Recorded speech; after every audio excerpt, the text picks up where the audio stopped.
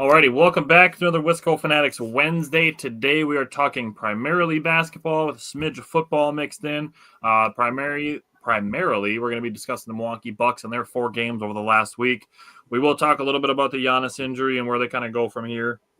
But we're going to cover the 2 games against the Hornets, the game against the Lakers, and the game against the Cavaliers. Then we're going to stick in basketball, and we're going to recap the 1 Badgers basketball game against SIU from Monday. And then we are going to do our abbreviated Badgers football preview and recap. So we're going to hit the intro, and we're going to start discussing Bucks basketball.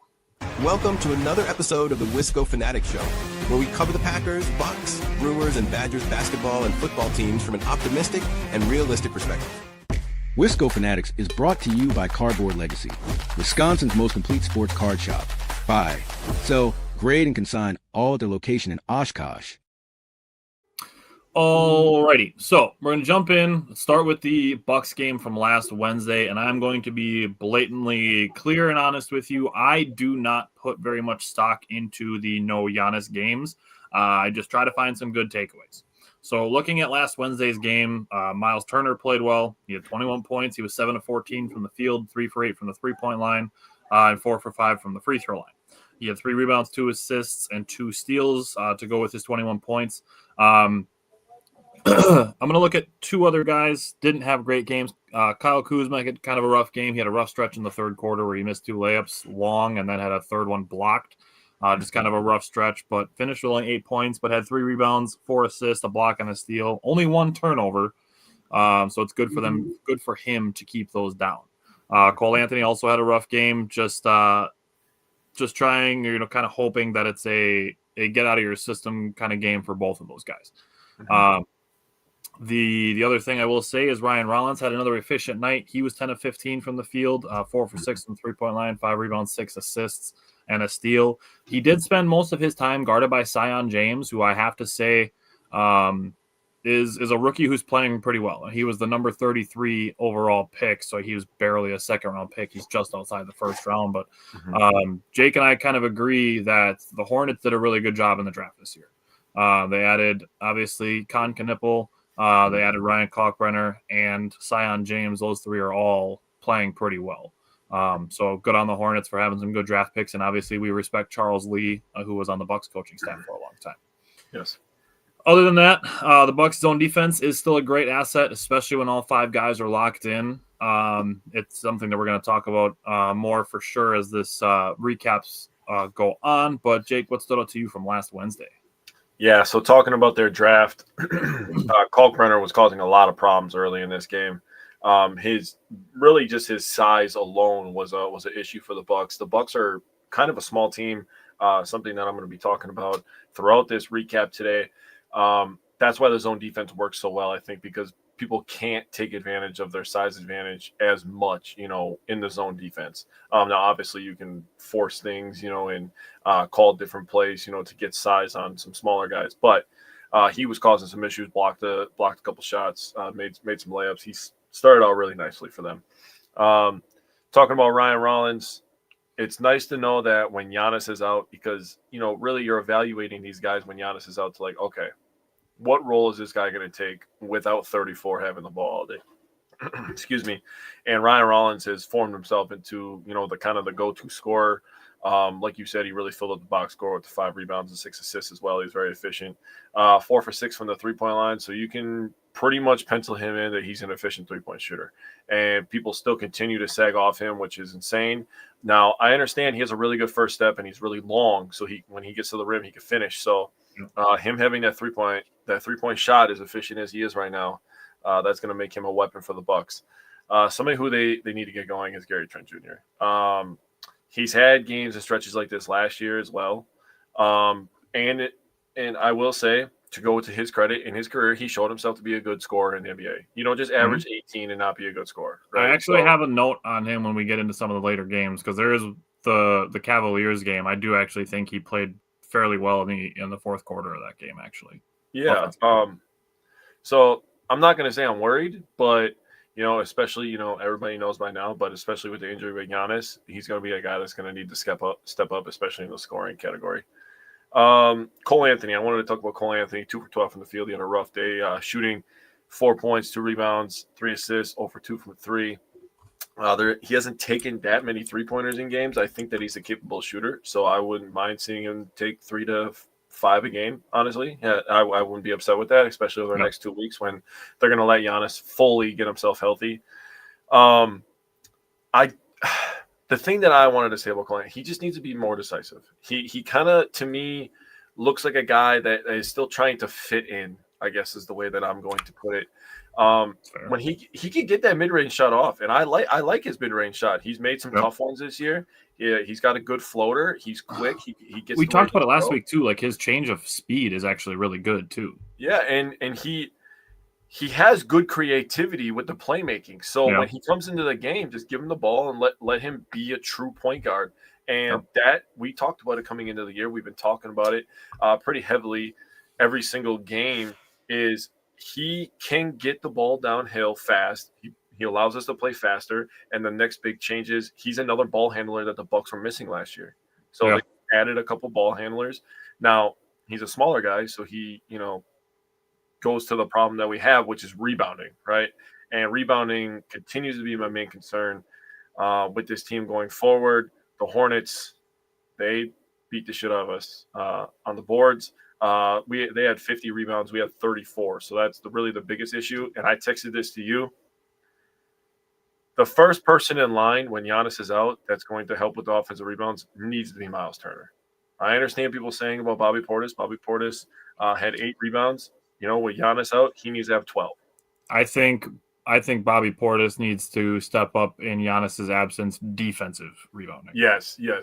And something that could help is Miles Turner being a little bit better at boxing out. That's the one thing that he doesn't do that Brook Lopez is elite at. And we tried to tell people for the last couple of years, he's only averaging 4 rebounds. He's only averaging 5.1 rebounds. Yes, he's 7 feet, only averaging 5 rebounds on purpose.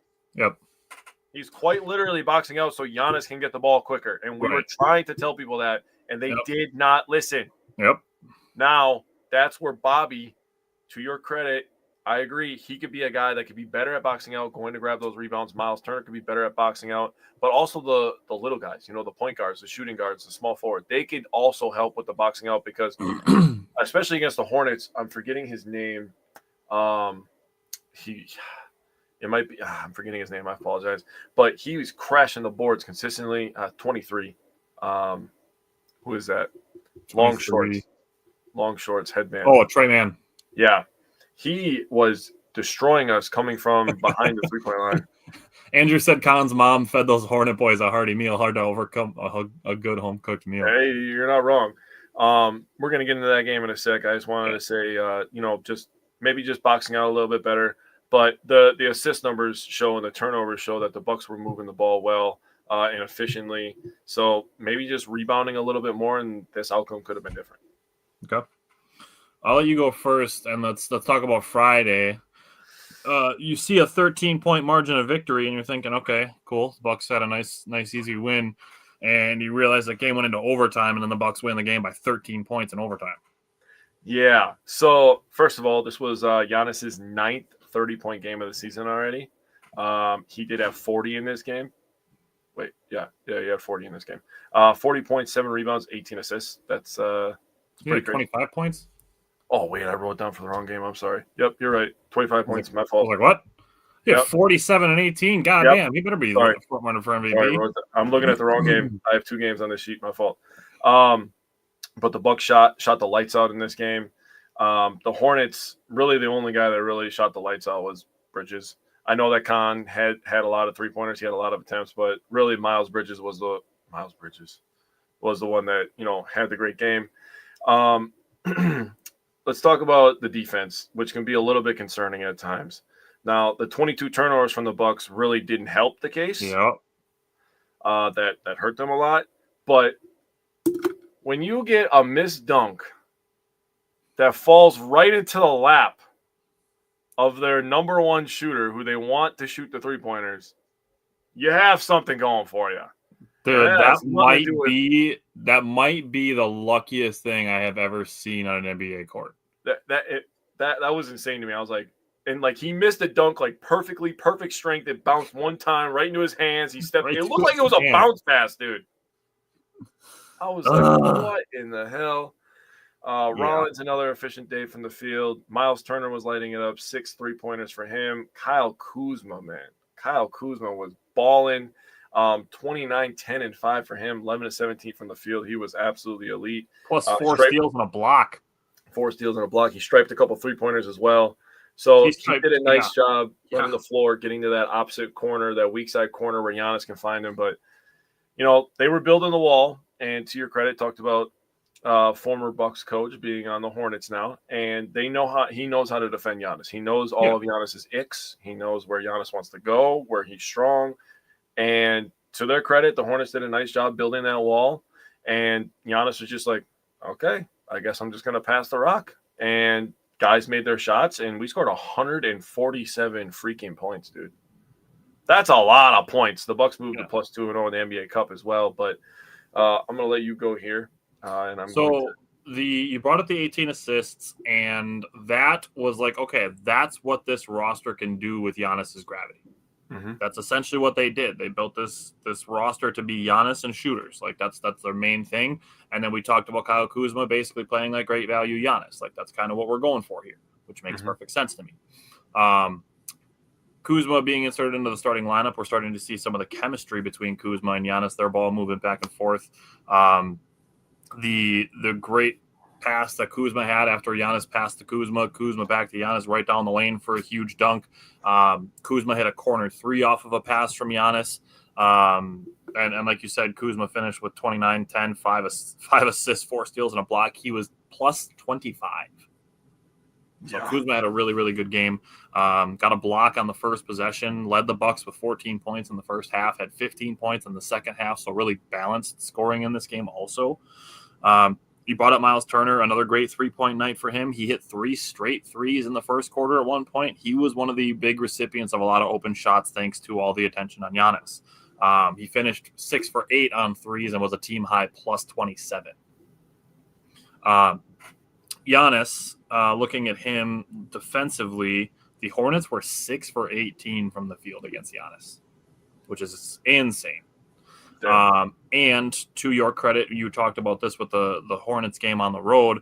The Bucks did limit the Hornets to 12 second chance points this game. I'm perfectly fine with that. That's not a number that's going to hurt you. Looking at Ryan Rollins again, he shot efficiently again. He made threes, made some tough runners, hit a step back 3 in the clutch time, scored 8 straight points in the fourth quarter at one point. He was 8 for 12 from the field, 4 for 6 from the 3-point line, 20 points, 8 rebounds, 4 assists. He was plus 26. Gary Harris deserves some credit. Yeah. Gary Harris played some very solid minutes in this game. He played some solid defense. He had good closeouts, no flybys. That's something that people complained about Pat Connaughton doing for years. Gary Harris, high hand closeouts. That's a good job by him. He had 2 steals and a block to go with his 4 for 5 shooting, 2 for 3 from the 3-point line. Yes, he banked one in from the side, but people get lucky like that once in a while too. You shoot enough threes, it'll happen to you at least once. Dude, that's a crazy angle to bank from, dude. And that high up the back was crazy. I think I've done that like twice in my life. That's insane. And you know me, like I shoot a lot of threes. Yeah. But he finished with 10 points. He had 3 deflections, and he held LaMelo Ball to 2 for 7 shooting from the field. So Gary Harris played some pretty good minutes. Cole Anthony did play better, passing well, hitting his mid-range, something you brought up. 22 turnovers is crazy work. That's way too much, and I'm going to just highlight it. Giannis had 7 of them. One of them came on a really, really, really stupid offensive foul call, which I'll just pull up because, like, what the actual fuck is happening? Like, how is this an offensive foul? We spent the last 2 weeks talking about Kyle Kuzma getting in front of ball handlers just like this, having his feet more set than Plumlee does, getting called for blocks, but now Giannis is the offensive player, and now it's an offensive foul. I could show you those 3 plays alone. The one that Giddey ran over Kuzma, the one where Kuzma stepped in front of, I believe it was Jaden Hardy. Both were called blocks. And then this play where Giannis gets called for a charge, and that you could send and just be like the league, be like, here, explain this. That would be enough to be like, what the hell is the officiating this year? Yeah. And we'll get to the Cavs game. That one was egregious as well as something that happened in the other direction. And you can look at that and just be like, what the hell is happening? But going back to this game, to the Hornets game, 22 turnovers is too much. Giannis had 7. Cole Anthony had 4. Kuzma and Bobby Portis had 3. But I will say Cole Anthony and Kuzma also had 5 assists each. And obviously Giannis had the 18 assists. It's one of those things where the ball is in your hand more. Your turnovers are going to go up. Your assist numbers are going to go up. It's just kind of some of those things that kind of play in hand. Yeah. I'm still wanting the Bucks to be under 15 turnovers, ideally under 13. That's where I want them to be. And like I said this, I think 2 weeks ago, if the pace goes up, the assist numbers you would expect to go up because there's more possessions, which means you also have to anticipate that turnovers are going to go up. That's just something you have to accept. When there's more possessions, there's going to be more of everything. Mm-hmm. That's just kind of how it works. That said, 31 points off turnovers for the Hornets. Yeah. That is sick. Makes me sick. 31 points off turnovers is insane. You need to cut that in half. That needs to be cut in half. At the very least. Turnovers is wild. Yeah. The Bucks had 20 points off turnovers themselves, and I want to give credit to Kyle Kuzma. 9 of them were scored by him. So Kyle Kuzma had almost half of our points off turnovers. That said, I want to give credit to Miles Turner for a couple things. One, he got dunked on. All shot blockers do. Victor Wembanyama's been dunked on. Yep. Giannis has been dunked on. Like it happens to literally everybody who wants to block shots. Dustin, thank you. It happens to everybody who wants to block shots. You are going to get dunked on. There is so much athleticism in the NBA. If you want to block shots, you have to be willing to get dunked on. And not to mention the pace also has something to do with that too. Sure. And I'll be honest with you, I respect the people who are willing to get dunked on to try to block a shot way more than I let the people who make the business decision to get out of the way. I get that if a guy's already up in the air with a 38-inch vertical that you're not going up to block that. But if you're going up at the same time, one of the greatest blocks in Milwaukee Bucks franchise history, I would go as far as to say the greatest block in Milwaukee Bucks history, doesn't happen if Giannis isn't willing to get dunked on by a DeAndre Ayton.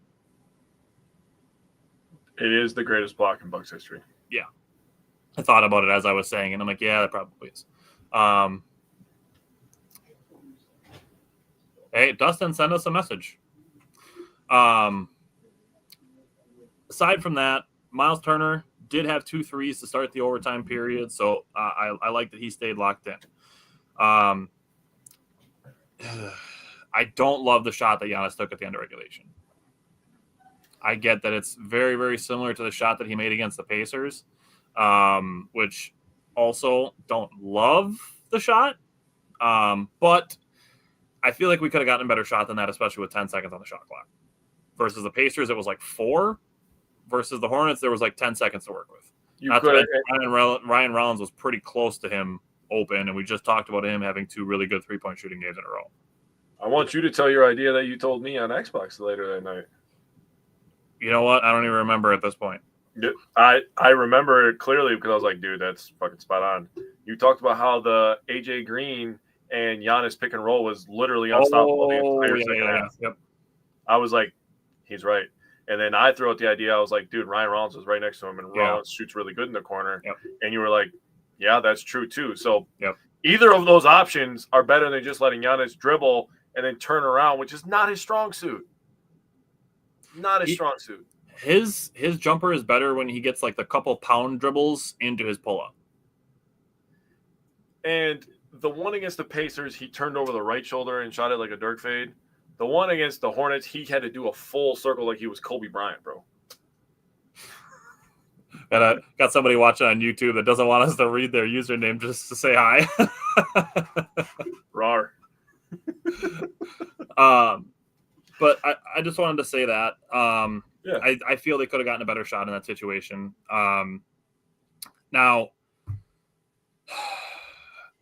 so we have to talk about refs again. And I hate that we have to keep doing this, but dude. So we showed the charge that Giannis got called for against Plumlee.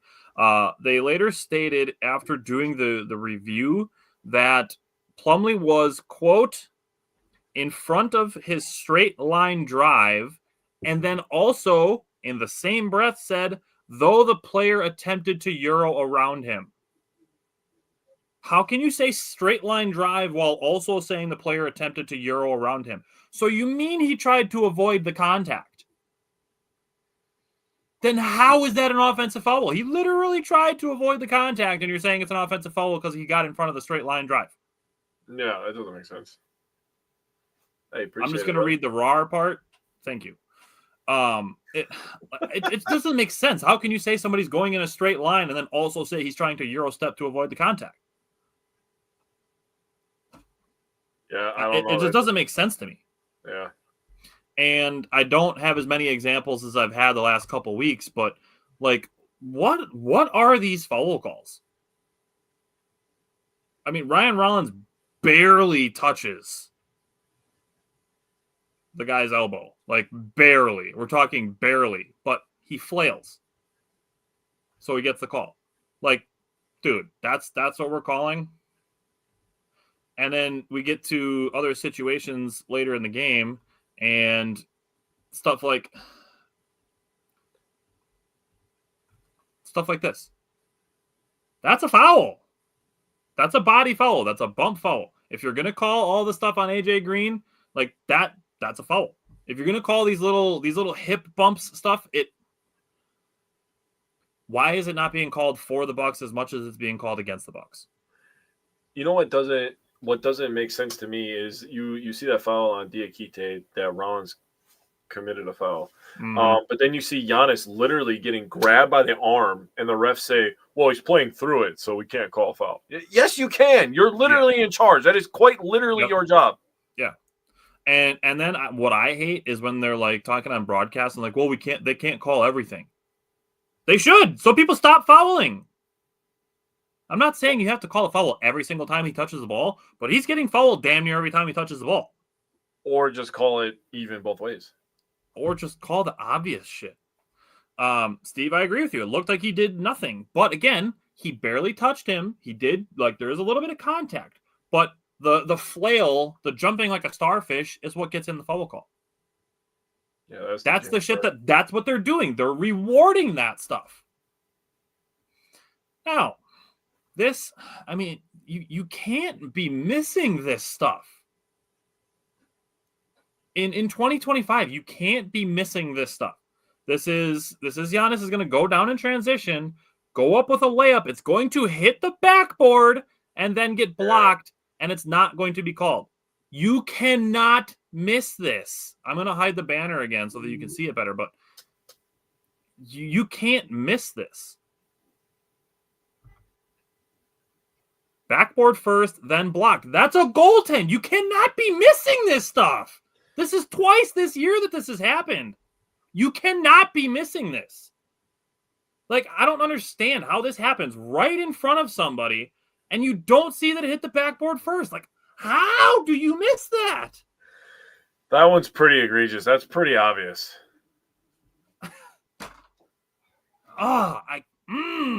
It's 2025. You can't be missing this shit. And if you can go back like 8 possessions later and take away a shot because somebody's heel was touching out of bounds, spoiler alert for a game that we're going to talk about in a couple minutes, you can go back and say this was a goaltend, put 2 points on the board. Dude, they do it all the time with 3-pointers when it's close and they don't know if it's a 3 or a 2. If you can see that a guy's foot was on the line and the 2 was a 3 or a 3 was a 2, you should be able to go back and be like, yeah, that was a goaltend, count the basket. If you're going to go back and look at possessions and, you know, they're going to review them, that shit has to be reviewable. But I did come with a palate cleanser, so we're going to end on a good thing, and this is just an insane pass by Giannis. It's not as far as some of the cross-court stuff that we've seen, but we've seen a lot of times where Giannis is going to get into this position right here, and he's looking for AJ Green and Miles Turner, maybe Ryan Rollins, but he's going to be physically looking at them and then just hit a little flick out to Kuzma for a corner 3. That's some of that chemistry that I'm talking about. That was nice. So we're going to end on that one. Dustin said how some superstars get calls and these role players do not. I mean, we talked about it. There were games last week where Giannis and Cole Anthony were the only ones drawing fouls in the fourth quarter. Like some of these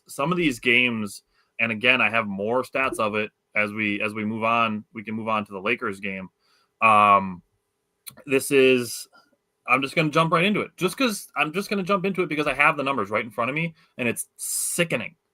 The Lakers game was the 7th game of 9 games in November where the Bucks opponent made more free throws than the Bucks attempted. Damn. 7 out of 9. Their opponent was taking and making more free throws than the Bucks were even attempting.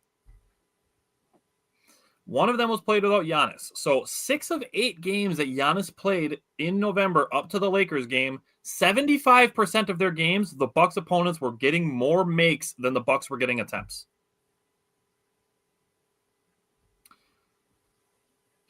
Dustin said, I feel Kyle is underrated at times, but sometimes not playing up to his potential. That's the duality of guys being inconsistent at times. That's just kind of how it is. We were kind of talking about Kyle Kuzma being great value Giannis. That's kind of how we're looking at him. Yep.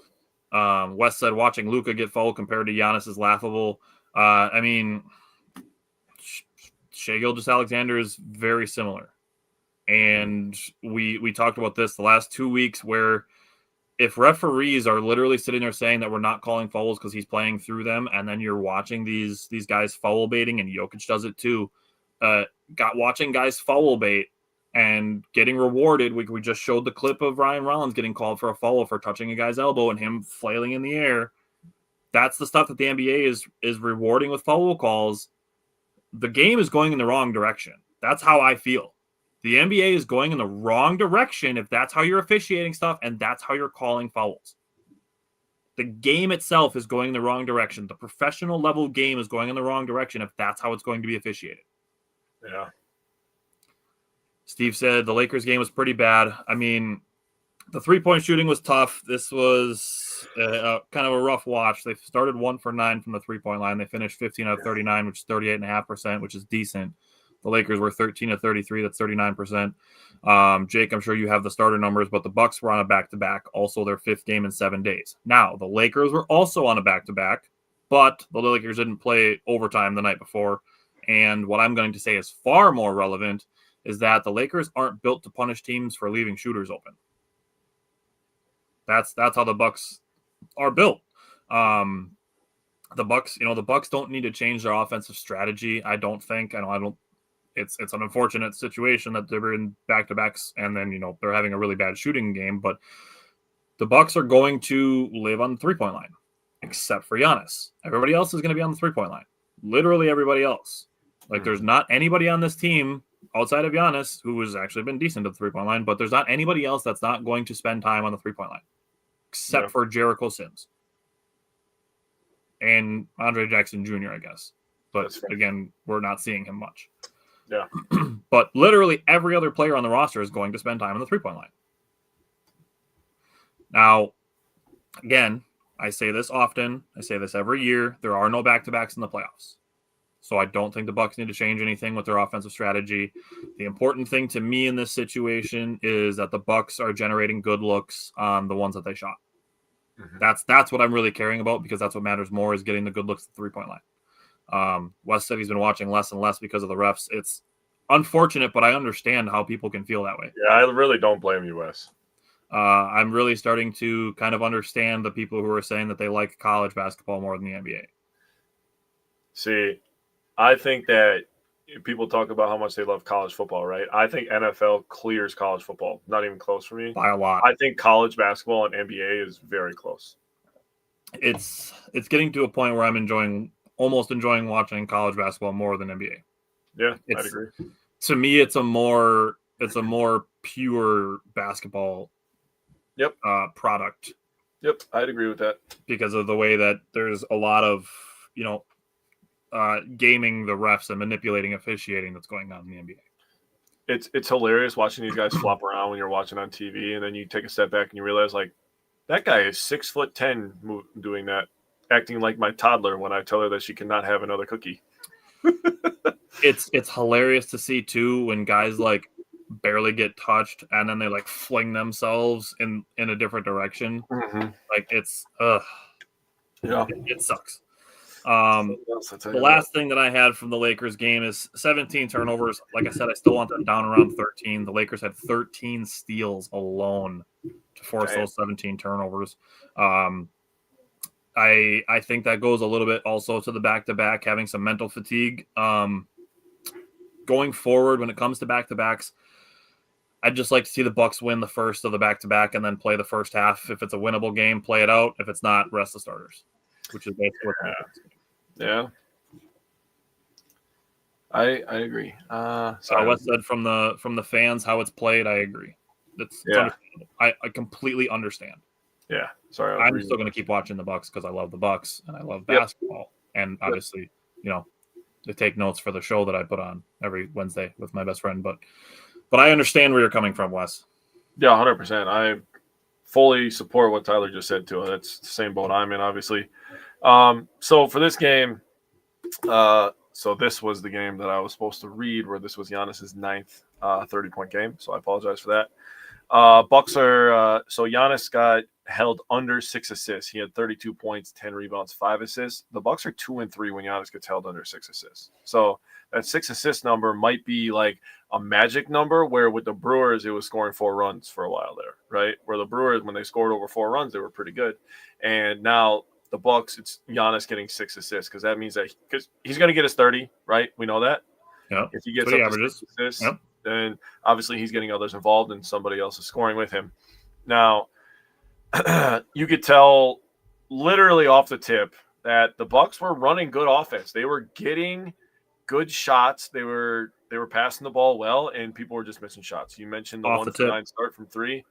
Kyle Kuzma was the one that missed a couple of them. I'm just going to say he had a rough night. 0 for 6 overall, 0 for 5 from 3. AJ Green did have a nice day. It was nice to see him kind of shooting and scoring. Now, I kind of have a little bit different opinion. Now, I do agree with, on the back-to-backs, you don't want to like overexert your starters, especially that number 34 guy.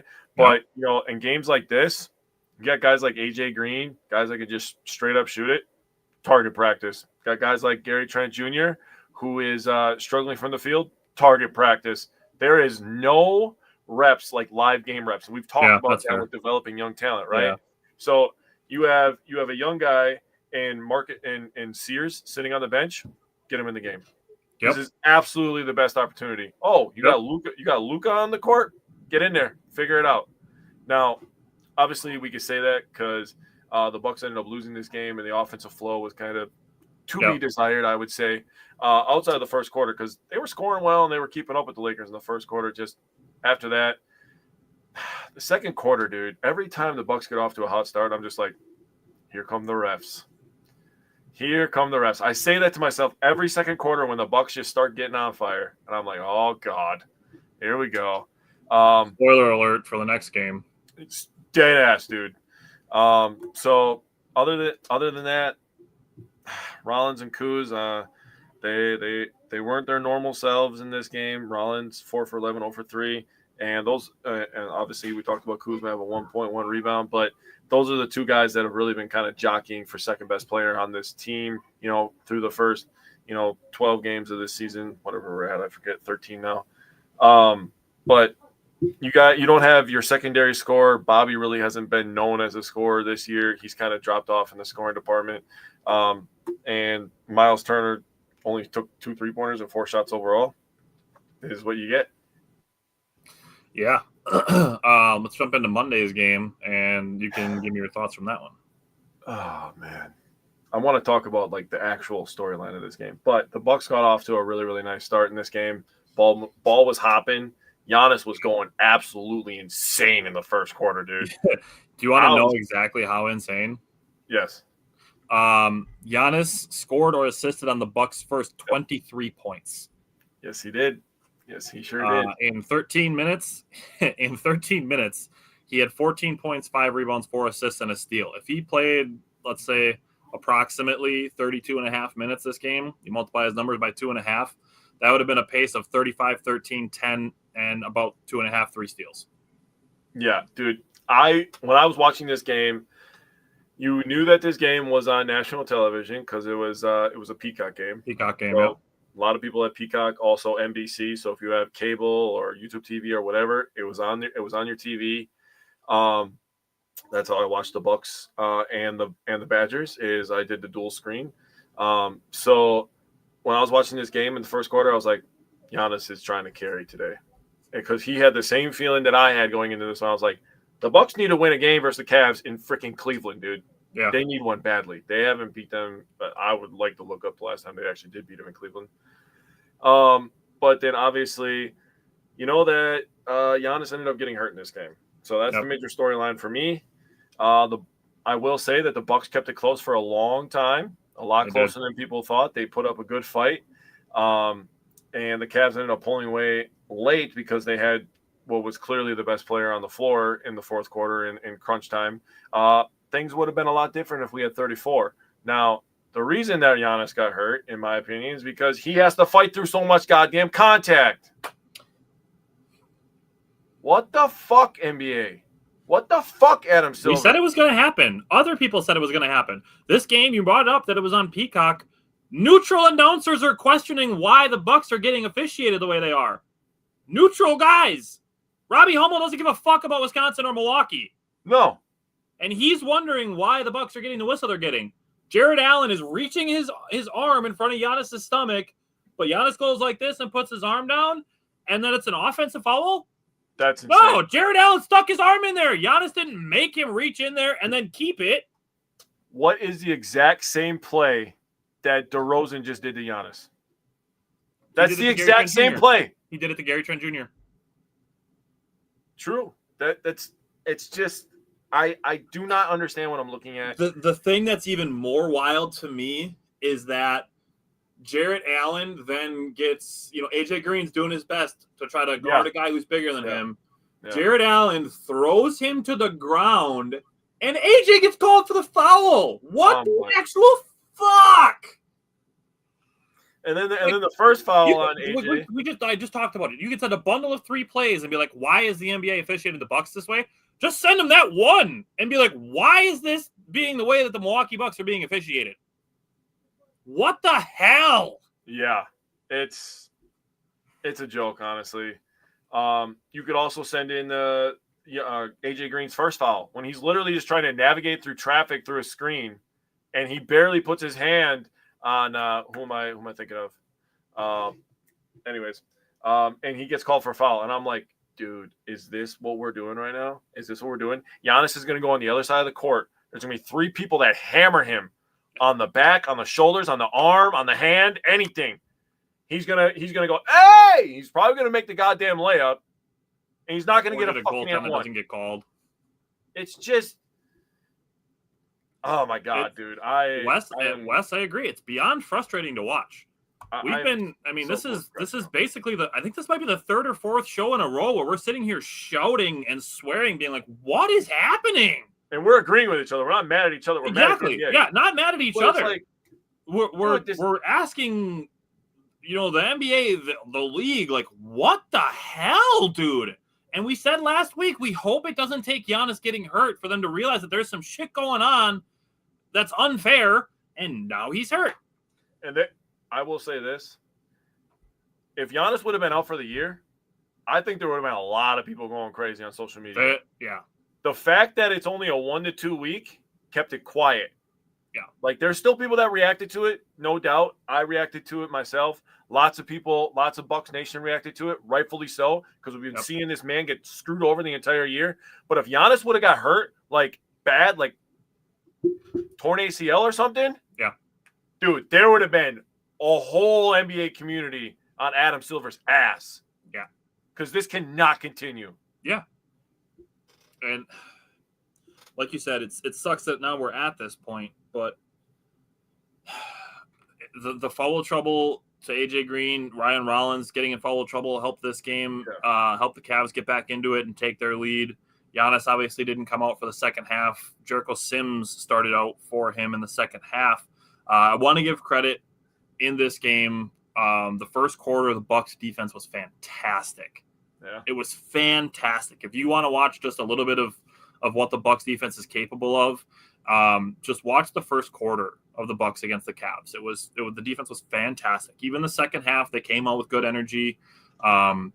Even without Giannis, they were still generating some good 3-point looks. They were making enough to keep him in the game. Like Jake said, they kind of hung around. Bobby Portis helped the offense towards the end of the third quarter, and I think Gary Trent Jr. in the fourth quarter was doing some good things to keep the offense going. But the Bucks were missing some makeable shots, giving up some drop-off buckets in the paint, allowing the Cavs to kind of break them down.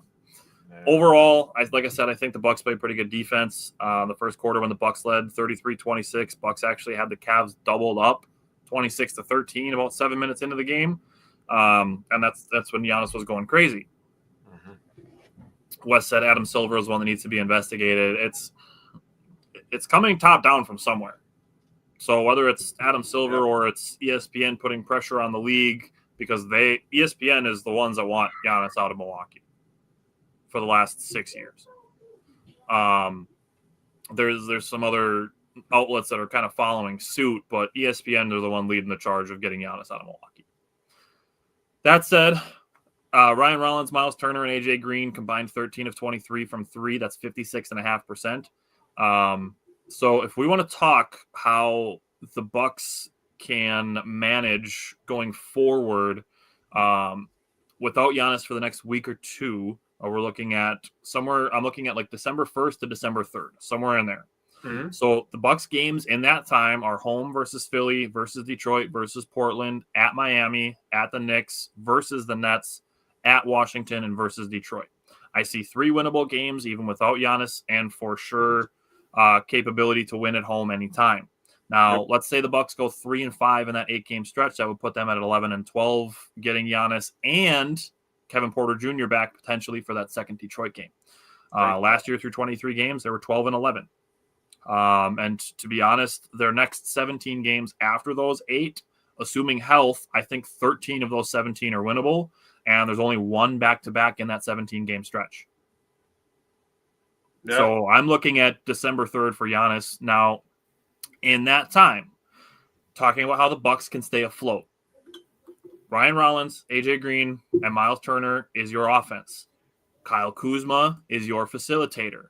I expect Gary Harris to be playing about 18 to 20 minutes a game, and I think we see a little bit of Ajax in the second unit, essentially becoming great value Kyle Kuzma. That's kind of how I'm looking at it for the Bucks playing without Giannis.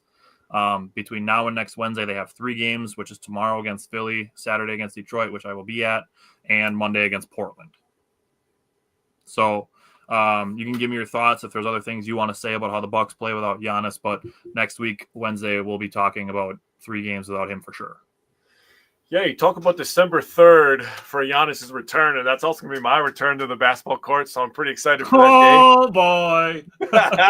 Dude, you set me up, bro. I had to. I'm sorry. I had to. But real talk, we talked about a lot of the Bucks play style this entire year, right? Because of the pushing the pace, the more point guards, space and pace, shoot a bunch of threes. That's how you win. Yeah. You move the ball. Everybody's got to share it. Now, Giannis is a great facilitator. We all know that. Giannis is great. He's everything for this Milwaukee Bucks franchise over the last 10 years at the very least. Probably more like 9 years, but I'll just say 10 to give us a nice round number. But looking at how this team can win, we've seen how they can win. They literally beat the Warriors how they can win. Yep. Play tough defense, move the ball, push the pace. Now, rebounding is going to have to be something. So Miles Turner, you know what I need Miles Turner to do? I need Miles Turner to show me what he could do down in the post. Yeah. He's going to have to be the guy that goes down there and plays a little bit of bully ball. I would like it if Bobby Portis would drive with some conviction every once in a while. That would be nice. Kyle, that's the biggest difference in Kyle Kuzma's game this year, is getting to the rim with a goddamn purpose. Yeah. When you what did Geigel teach us when we were in high school? If you're going to dribble the ball, have a point to it. Yeah. Don't just dribble the ball to dribble the damn ball. Go somewhere with the thing. Yep. So I'm going to take those, basic skills that we learned as freshmen and sophomores and apply it to my professional basketball team. Oh, Ryan Rollins in there too. He's been getting downhill better. Rollins is definitely going to be the guy that's going to be scoring. He's probably going to average like 25 points over the next couple of weeks with Giannis out. Because he's pretty much done that with Giannis out anyways. He did it with Giannis in there. But another guy, I would love it if I know that Prince is going to be out for a while, but Prince would be really nice to have with Giannis out, honestly. You wouldn't miss Giannis's size as much, which would be nice. But, Bobby's going to have to step up scoring-wise now, so it is what it is. I think to a point, Gary Trent Jr. also. But, I mean, one of the other games that the Bucks played without Giannis was against Cleveland also. And they were down by, 23 points? And they had like an 18-0 run. Yeah. So that, I think the Bucks are going to play a lot of zone defense in the next 2 weeks. Yeah, they are. A lot of practice at it. Yeah, they I are. don't think they're necessarily going to come out in zone defense, but I think the Bucks will play a lot of zone defense the next 2 weeks. We're about to find some things out about these role players. Yeah. Yeah, guys are going to be earning some minutes here. And shots. Yeah, for sure. All right. Anything else you want to say about Bucks basketball before we switch to Badgers basketball? Nah, let's talk some Badgers. All right. Courtney said, hey, hot stuff. We didn't bring Mike onto the show yet, but Courtney also says, hi, Jake. That's why I'm laughing. All right. We're going to bring Mike in, and we're going to switch to Badgers basketball. And we can start with Mike like we normally do. Mike is going to cover the guards against Southern Illinois Edwardsville. What a name. Well, Mr. Hot Stuff. Now Hot Stuff is on the show. Now we're good. See, we all got the red and white Badger memo also. I like that. It looks great. Now, things are on the up. We're looking good. But no, great game the other night. Badgers got the job done, 94-69. Nice. Led by Nick. Yeah. Led by Nick Boyd, and he's already played some good basketball. But honestly, 4 games in here, I think this was actually his most complete game. To be honest, 28 minutes. He scored 22 points, 5 assists, 3 rebounds, 2 steals, and really most importantly, 2 0 turnovers. I think one of the biggest call outs, first off, he was plus 29 with when he was on the floor in comparison to everything else that stood out right away. He had multiple assists to Austin Rapp, multiple to Norland Winter, and also one to John Blackwell as well. So he's really good. I've said this before. This team's very elite when it comes to passing. So I want to definitely call that out too. No, he was 4-7 from 3. He took I feel like this game, some of the shots that he has taken in games past have been a little questionable. I could honestly say every single shot that he took in this game, whether it was from 3 or whatnot, they were all good shots. Whether that was from the 3-point line, 4-7. He had a very beautiful Euro step finish in the second half there. To really put us up in the second half there. But no, it was a great game on his end, and not even just him, but 8 Badgers had at least 1 assist in this game. So just going back to that point about, I think this team is really elite when it comes to passing. I think that's gonna just continue for these guys, this season. So Jack going down the line here. Jack Janicki played 16 minutes, 1 rebound, 1 turnover. I think he did play a little bit rushed in this game. It didn't look much of what he has looked like in the past. So, being the first guy off the bench, especially going forward, specifically starting on Friday, we're going to need a little more bench production from him since he is the first guy off the bench, essentially, as well as Bialuskis. But, no, I'm looking forward to seeing when he can bring us to the table, starting this Friday. Hayden Jones didn't get too much time. He had 9 minutes, but he had 2 points and 2 rebounds. Again, I said this last week. I think as we get into, the BYU game and even Big Ten play, we're probably not going to see him too much. I pretty much see this as a 9-man rotation tops. I think, with Braden Carrington, Janicki, Will Garlock, and Bialuskis. But, you never know, I guess. But, other than that, it was a great game. And, we'll see what happens going on Friday. Courtney said hi to Mike, too. I thought it was hot stuff. No, kid. Hot stuff. I don't want to confuse the audience here. John Blackwell is back in the mix offensively. He was 6 for 11 from the field, was 5 of 6 on the 3-point line, started 5 for 5. He only missed his last one. He was also good on the rebounds. He had 6. 3 of them were offensive rebounds. Badgers as a team did a really good job offensive rebounding early, which kind of countered their 1 for 7 start from the 3-point line. So that kind of balanced it out, made it not so noticeable that they missed a shit ton of threes to start the game. Andrew Rohde made his first three and then was relatively quiet offensively after that. He made all three of his free throws. And I'm just going to continue bringing up that he stayed active defensively, which is something I'm going to continue appreciating because it needs to be brought up because it needs to be appreciated. And then Braden Carrington. He is so active. I love Braden Carrington. He is both ends of the court. He is never standing still. Ever. He's never standing still. He made 2 threes. One of them was a potential 4-point play that he missed the free throw on, but he was active while guys were driving to the basket, setting screens for each other. He's running the baseline, comes out, pops the 3-point line, and is a safety valve, hits a 3 and gets fouled. That's activity. It's an effort thing. Jake and I, we talk about it all the time. We love guys that play like that. We love guys that play with effort, play with hustle. There's no promise that he's getting the ball there, but he's putting forth effort. And it helped his teammate. If he would have just stood in the opposite corner watching that 2-man game happen, Badgers might have a turnover there. But instead they get a 3 out of it with a chance for 4. Good point. Now, overall, I love how the whole team is showing hustle defensively, scrambling, rotating, recovering after showing on ball screens, all of that. The Badgers, I'm really appreciating the way they're playing defense. I mentioned that they started 1 for 7 on threes. They made 4 of their next 5. And then, it's one of those situations where it's like, okay, the Badgers were only up 7 points at halftime versus Southern Illinois University Edwardsville.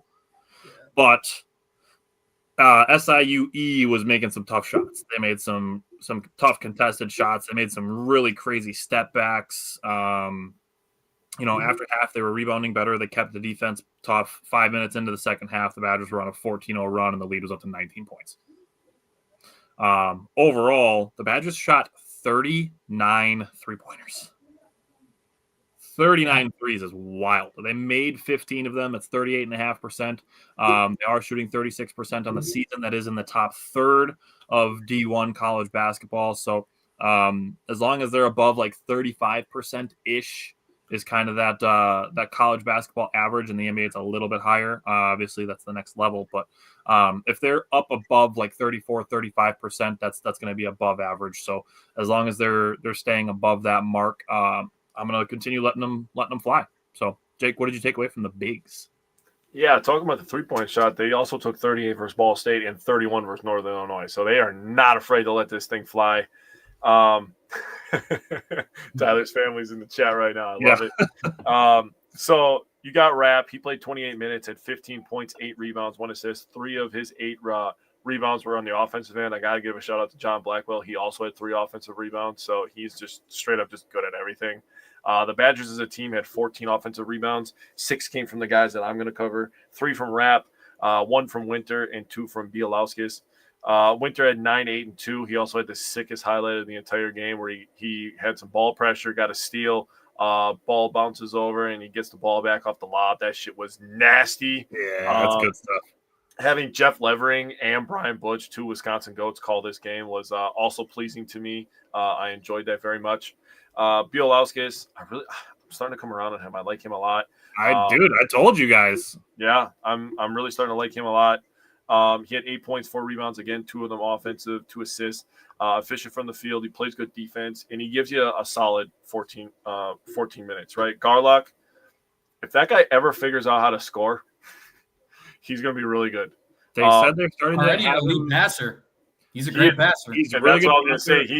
He's an elite passer. I think he's got the best potential to be an elite defender out of the 4 bigs that they're playing a lot. I think he's got the best potential to be the elite defender. Yes. And they said coming like into the summer, which he was working through an injury at the time, but they're trying to start spacing him away from the basket a little bit. So that'll be a slowly but surely thing, which hopefully is a thing he can develop. But I mean, if he's here for the long haul, which it sounds like he wants to be, I think he's got potential, 2 years from now where we're talking about like, dude, this dude's one of the best big men in the Big Ten. Yeah. And, when I was thinking about it, Rapp is only a sophomore and Garlock is a freshman. That could be a nasty duo with how Rapp likes to play from the outside. Yeah. If Garlock develops even a 3-pointer that say is 30% from 3, and he could still dominate down low, and with his passing ability, that could be a really, really nice combo in a couple of years. But looking at the averages of these guys, I'm not going to go through all of it, but Winter and Rapp Winter's averaging 1.5 blocks. Rapp's averaging 1.8 blocks. Rapp is shooting 31.8% from three. He shot 35% last year. So if you can get that up to that 35, 36%, Nolan Winter's shooting 25% from three right now. If he can get that up to, a 31 to 32%, I mean, dude. We're 4 games in. It's still a pretty small sample. I know. But if we can get that average up there, the schedule starts to tick up a little bit. So we need their play also to tick up, which is the only reason I'm bringing this up. I'm not doing this to drag anybody. Yep. The potential is there. And this team, I asked it last week, this team had the 4th highest average through the first 3 games. I don't know if you guys noticed that during the game. I was like, hey, I asked that on the podcast last week. And then they show it on TV. Man, somebody must be watching. But they averaged 93 points per game over the first 3 games. They got to their average. The highest was in 1970. They averaged 97.3. That must have been a fun year to watch the Badgers. Is all I got to say. Was that before black the and white 3-point line too, or not? Maybe was that before the 3-point line? Oh, I'm just trying to think. Probably. That would have been Kareem would have been in college at the time, so I'm thinking, yeah. Damn, that's just impressive. I don't know. I just thought of that off the top of my head. Yeah, that's impressive. Averaging 97 points per game with no 3-point line is crazy, bro. Man, and there wasn't. It just had to be just a different brand of basketball. I wonder if there's tape out on it. I'd be very interested to watch it, just see what that brand of basketball looked like. Yeah. Bro, talk about no defense. God damn. Dude, it had to just be constant running. It had to be just nothing but transition offense. Yeah. No such thing as half-court offense. Friggin' averaging fucking just a 10-second shot clock. Yeah. I might have to watch some film if there's still any out there. Right. All right. So we only have one basketball game this week. We only have one basketball game next week. That takes place Friday night at BYU, the team that knocked the Badgers out of the tournament. A very sound basketball team with some really good players. They're obviously ranked in the top 10 for a reason. Very early non-conference test for the Badgers, but they put this on their schedule on purpose. Let's do it. They wanted the test. So I like that. John Blackwell's talked about how they want to face them again. Nolan Winters talked about it. They want BYU. So I expect a very motivated Badgers team on Friday. And that'll be our only Badger basketball game next Wednesday. It'd be really sick if John Tonje was able to go to the game, since he plays for Utah and all. That would be sweet. He very well might, man. He very well might. It's going to be at his house, essentially. It is. It is. Yeah. Now it's going to be big boy ball now, boys. You got AJ Dibansa, the projected number 1 overall draft pick, playing for BYU. He's averaging over 20 a game. Richie Saunders, the guy, he killed us last year. He's averaging 19.5, 6.3 rebounds a game. I'm just looking forward to seeing, really, we know we can score, right? We know we can pass. We definitely know we can pass. We have good vision. I'm just looking to see what kind of adjustments we will make, especially when we're guarding guys like AJ, like Dibansa, who's going to pick him up. And basically, I keep harping on this, but it's going to be worth monitoring, just like the transition defense and even the interior, especially with 2 of the young guys coming off the bench and even Nolan Winter playing the 5 now, just straight up. How we're going to react to that when we're playing, the big boys, essentially. So just stuff that I'm going to monitor as we go. And, I'm looking forward to playing, like I said, big boy ball, baby. Let's get it. I want to see if they can play Dibansa the way that they played Ace Bailey last year, where they frustrated him. He was taking bad shots. I think he ended up being 1 for 9 from the field. He was terrible against us. Yeah. The Badgers did a number on Ace Bailey. Yeah. Another guy who's going to be in Utah. Yeah. Well, whatever. I don't really care what he's doing because I think he's kind of a douche, but hey, he's a rich douche. Yeah, he's got that going for him. Yes. All right. Let's switch to Badger football. We have our abbreviated recaps. I'll let Jake go first. Jake, what did you take away from the offensive line at Indiana? Yeah, they played pretty well overall. Played a little bit better in the first half. The whole team did, obviously. They didn't give up a ton of pressures in the passing game. Passing game kind of didn't get its footing again. It was all right, but they just struggled to get the run going. Indiana, I went over the numbers last week, really good against the run, and the Badgers' O-line has struggled to get the run going for a majority of the year, and that was the case on Saturday. Mike, what'd you take away from the run game? I mean, pretty much everything that Jake said, right? I mean, Giannis Antetokounmpo, until he went down, I mean, he had some moments, right? 9 carries, 32 yards, he had a 14-yard run. Basically, I think it seemed like once he got hurt, like all the air just left, the stadium for Wisconsin, essentially. And that's when it kind of like went completely downhill. I mean, as far as the game plan goes, I loved like the first half, how we did it. Like that first drive that we were on was pitch perfect. Pitch perfect. It was awesome. Beautifully called. I'll give Grimes credit for that. Yep. Unfortunately, we didn't come away with points. That should have been 10-10 at half. It honestly should have been 10-10. We had a ball game. We still had a ball game, but down 7-10. But as far as Jake, hit it on the head there with the Indiana's rush defense, because after that, you got Darion Dupree. He had 7 carries, 6 yards. Jackson Aker, 1 carry for 2 yards. And there really wasn't much there for the rest of the game. But that's honestly right about it. As far as the passing game goes, they brought back the Braylon Allen shovel pass, so that was cool. Carter Smith is doing well in some RPO situations. There was a 3rd and 8 that he picked up running the ball. Their opening drive that Mike was referring to was a 7-minute and 39-second opening drive. That's awesome to see the Badgers possessing the ball for that length of time, and essentially it should have ended in points. I mean, it looked like Vakos was trying to kick it a little extra to get it through the wind and forgot that it also needed to go straight. That was bad. So there's that. If there's anything that I can take away from it, it's that opening drive showed progress at the very least. So that was encouraging itself. The 4th and 1, Jeff Grimes, I applaud you for calling a play action pass on a 4th and 1. That ended up being a 45-yard touchdown to Lance Mason. That is the 2nd longest play of the season for the Badgers offense. Jesus Christ. I'll give you a crisp high five to either one of you if you can tell me what the first is. It's the Tretch Kahuna run. The end around, right? Yeah. 69 yards? I think it was a flat 60. 60, okay. But even still, yes. Because I think Ballard had one that was just a little bit shorter than that.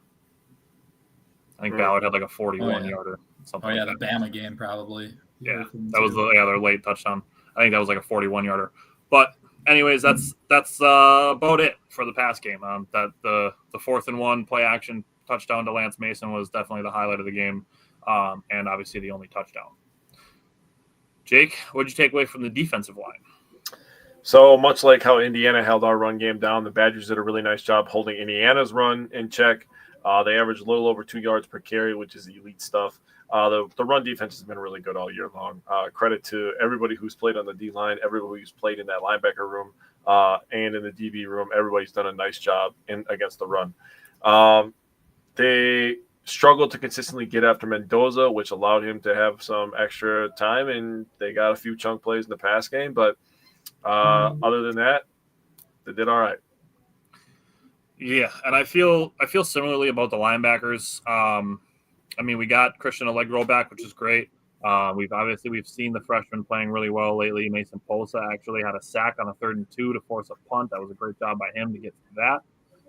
And I wanted to hold Indiana under 30 points. That to me would have constituted a win. They scored 31.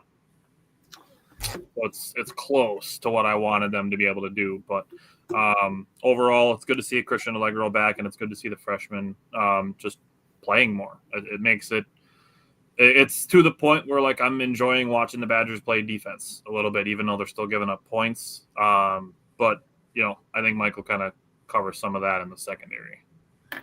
No, I mean, I'm gonna say right off the bat, credit to the D line and the linebackers for pretty much keeping us in this game as long as we could. Obviously, we're gonna give up some big plays. Essentially, Deani Hill, he had 9 tackles, but he also gave up a couple deep balls. Right, I think it goes back to what Jake said. Our run defense has been honestly, like collectively, it's been great all year. But Mendoza still goes 22-24 for 299 yards and 4 touchdowns. It is what it is. I mean, we did get 5 sacks on them too. I mean, it's not like we were completely, like out of the blue like the whole entire time. But no, when you don't keep the great ones down, essentially, right? I mean, this guy is going to be the Heisman Trophy winner. If not, he's going to be number 2, maybe 3 at the very, very bare minimum. But he's probably going to win, in my opinion. Yeah.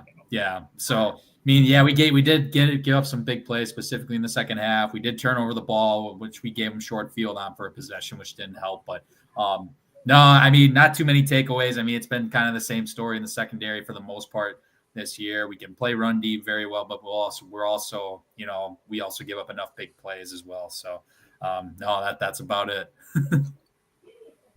All righty, Jake, what's your goal against Illinois offensively? Yeah. So, hey, look, another ranked opponent. Lucky us, huh? 6 of the last 7 games have been versus ranked opponents. The only one was Iowa that was not ranked. And Illinois this week replaces Iowa at number 21. So, yay, us. We are so lucky to have that. Tell you what, feast or famine. And that is literally the Badgers' year this year. O-line, you got to get the ground game going. You got to allow Smith to get in some third and manageable situations. You cannot live in the third and longs. You got to allow him and Grimes to call some play action, some RPOs, some bootlegs to get Smith an extra second of time to diagnose. This guy is still a freshman. He's still very, very, very early in his career. So if we can get him into some situations, that'd be great. Illinois is 110th against the pass. They allow 246.3 per game. And they're 29th against the run. They allow 119. So if you get the run game close to that 120 mark, you're going to be living good because Smith is going to have some time. Some play action is going to work. Side note, I was very, very, very happy after the game to see that Ituka was good and he was on the team playing. He was fine because that was a scary situation watching that young kid lay on the field like that. I was like, oh God, please do not let this be something that's so serious. But yeah, let's run the ball a little bit. Let's get the run game going and get Smith in some advantageous situations. I would love to win the last home game of the year. That would be awesome.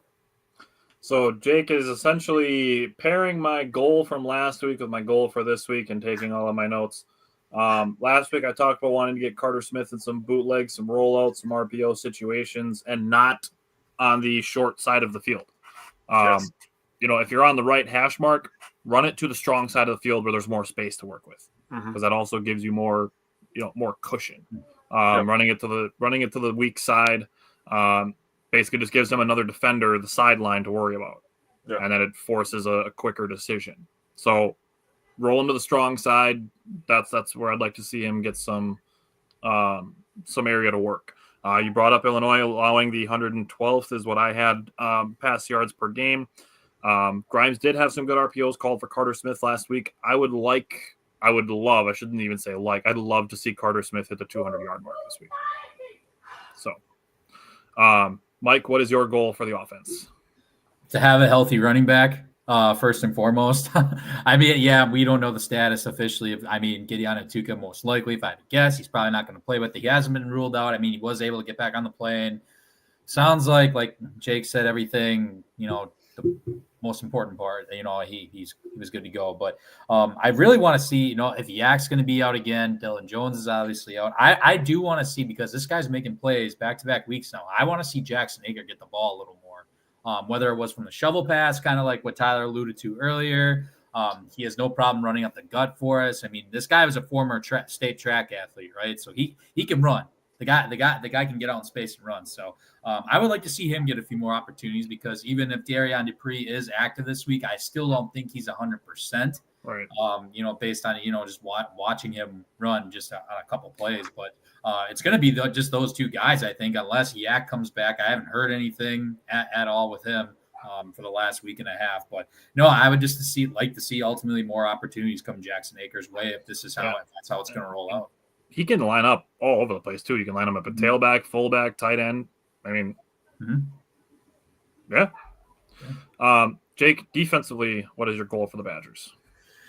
Yeah, so Altmaier is a very, very experienced player. You're not going to trick him with any coverages. Our pass defense is not good anyways. So the only way and the best way to get after any quarterback, you can go through NFL history, NCAA history. The best way to disrupt a good quarterback is to hit him early and hit him often. So that's my goal. Get after him early, play with your hair on fire. And I wrote something else down here. So I was at this game, sadly. There was a game October 1st, 2022, when the Wisconsin Badgers got absolutely fucking pounded by the Illinois Fighting Illini. What was it, 34-10 or 35-10 or something like that? I was at that game, and to me, this felt like the start of the downfall, which is the state of the Badgers that we are in right now. If the Badgers can play hard and earn themselves a win, I think they could reverse the course. I really believe that. You got a ranked team coming in. You're on senior day.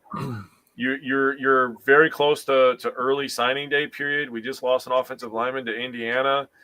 We got a running back that a lot of people are going after. You got to win one of these next two games to give some hope going into the offseason. If the Badgers finish the season having won 3 out of 4, 2 of them against ranked opponents, and getting the axe back, I think this team feels much better at the end of the season than it did 2 weeks ago. This is a much different 5-7 finish than last year if that happens. Agreed. For me, looking at the linebacker group, Mason Posa, Cooper Catalano, Christian Allegro is a damn good linebacker group, even though Christian Allegro only played 10 snaps last week, 9 snaps. But if that ticks up, Illinois is 88th in rushing yards per game at 132. I'm looking to see, can the Badgers hold them under 110? Under 100? That would be something that I would take away and be like, regardless of the score, if the Badgers can control the run game, which like you said, you brought up Altmaier, who's a good quarterback, very possibly drafted next year.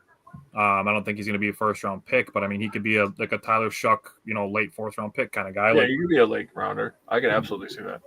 He's kind of one of those flyer type guys that builds out a roster. But if the Badgers can control the run game, that to me is also again like a building block that the Badgers can build themselves defensively on being a team that stops the run. Mike, what are you looking for defensively? I mean, I just wrote down avoid big plays, and the reason why I say that is so Illinois got their two top receivers, Hank Beatty, 758 yards receiving, 3 touchdowns, 14 yards per catch, right?